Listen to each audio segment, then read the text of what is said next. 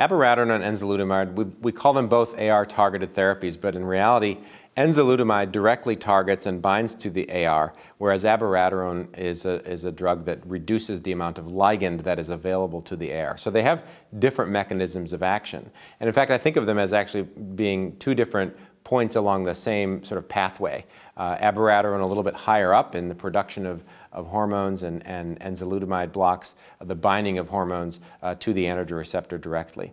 Now, one of the major considerations is that as abiraterone reduces androgen production in the adrenal glands and in the tumor, it can also cause a slight dysregulation of the adrenal gland. And so what happens is the adrenal gland is actually stimulated because of an apparent deficit to make more adrenal hormones. And it doesn't make androgens because that pathway is blocked by CYP17 blockade, but it does make mineralocorticoid, and that's what causes the fluid retention, the salt retention, and the potassium loss. So those are the main things that we need to be aware of with abiraterone, and those are pretty much mediated by the use of prednisone in this situation. Enzalutamide is different. It crosses into the tumor, it blocks the androgen receptor directly, and has very important positive effects in that setting.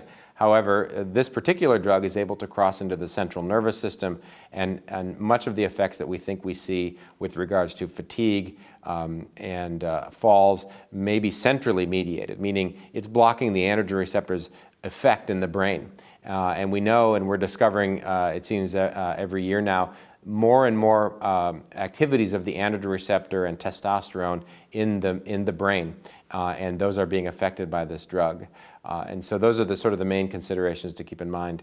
We think also that enzalutamide may enter into the muscles and target some muscle androgen receptor activity, and that may be the reason for some of the fatigue that is seen as well.